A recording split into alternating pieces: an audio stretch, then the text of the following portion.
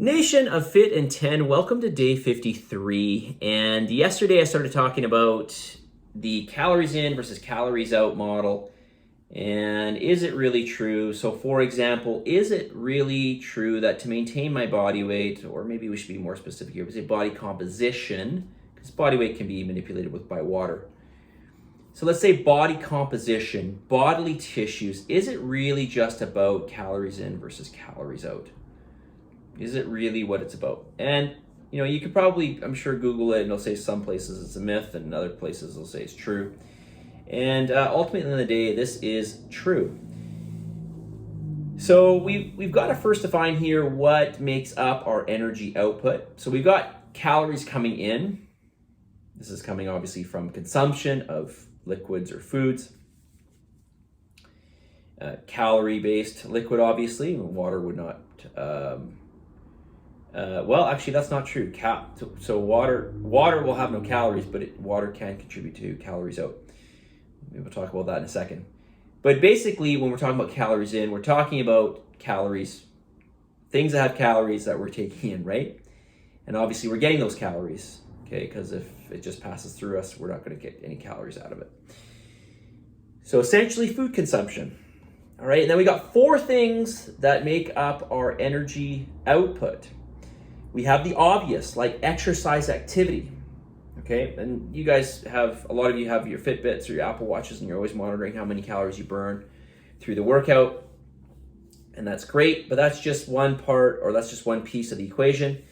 We also have thermic effect of food, so every food that you eat has a certain kind of, or has an energy burden associated with it. So for example, I talked about this yesterday. If we take 1,000 calories worth of protein versus 1,000 calories of carbohydrate, for example, it's going to take about 300 calories to digest that protein versus, say, the carbohydrates. It's going to only take about 60 to 80 calories to digest those carbohydrates.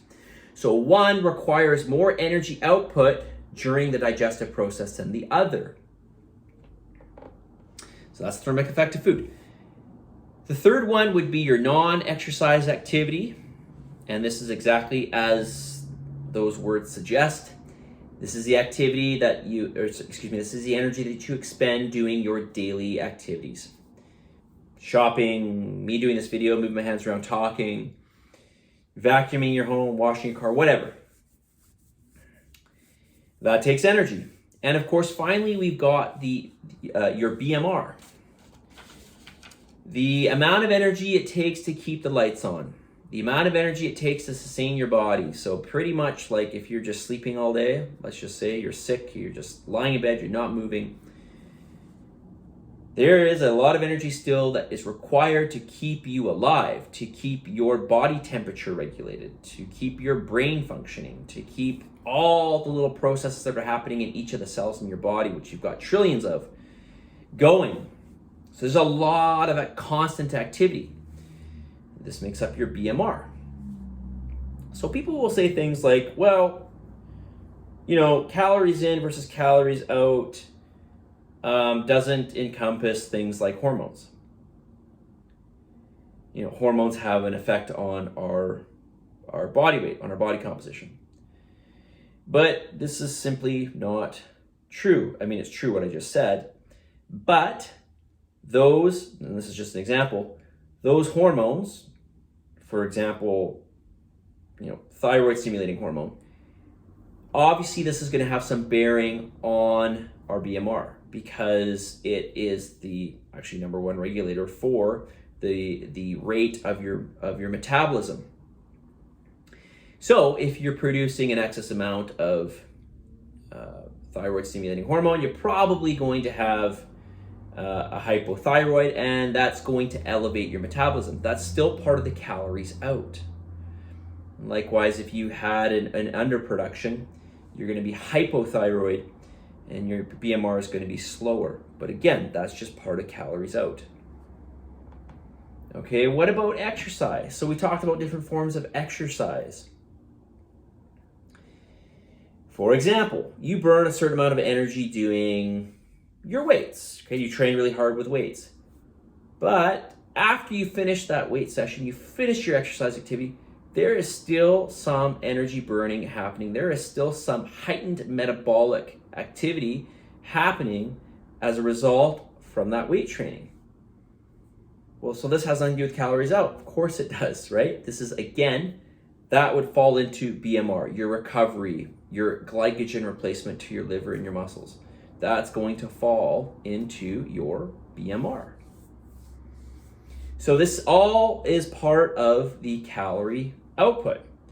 But a lot of people just take their basic BMR and their basic exercise activity, and then they try to equate it with the amount of calories that they're taking in. And this is where it can get very, very confusing.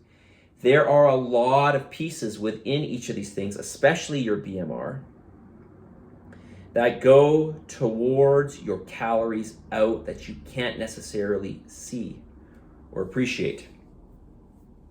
But how about another example here? What about the type of muscle fibers you possess? How about that? What if you are somebody that possesses more fast twitch muscle fibers? These are muscle fibers that produce force. Okay, or higher rates of force. All muscle fibers are going to produce force, but higher rates of muscle force. These are what we call more glycolytic muscle fibers, and you can even train oxidative muscle fibers to be more glycolytic and vice versa. You can train a muscle fiber to be more fast twitch versus slow twitch. So we could have the same amount of muscle mass, but one person could possess more of those fast twitch muscle fibers, and therefore is going to be burning more energy. Fast twitch muscle fibers burn more energy. So I'm just trying to open your mind here. I'm going to talk more about this tomorrow. I apologize, this is taking a while. I should probably not go down too many rabbit holes. My point is there's lots of things that are going to contribute to your energy output. And we'll talk about NEAT tomorrow and how NEAT can change during periods of dieting. But at the end of the day, we're still talking about calories coming in versus calories going out. Also, we got to talk about digestion of food. How does that matter? A lot more on this. So it's a very, very, I don't want to say it's complicated per se. Well, I guess it is pretty complicated, but there's a lot that goes into it. There's a lot of different pieces to this.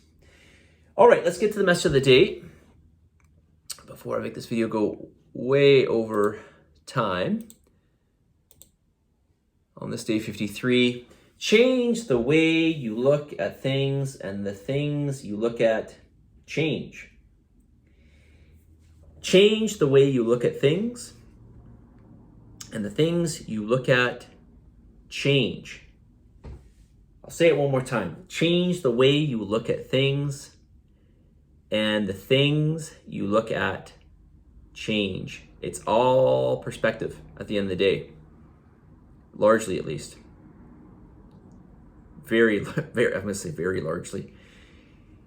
Wholly, at least largely speaking, it is all about the way you choose to see things. So I think I'll just leave it there. Positive energy, positive vibes, believe in yourself, for the love of God, give some gratitude. And always try to look at the positive with things. Always try to look at what you can learn from certain things. And sometimes the things you just can't change, which are really bad, you just have to accept, right? You just have to accept they are what they are. I'll talk to you guys all tomorrow, and we'll wrap up this whole thing on calories in versus calories out. See you guys.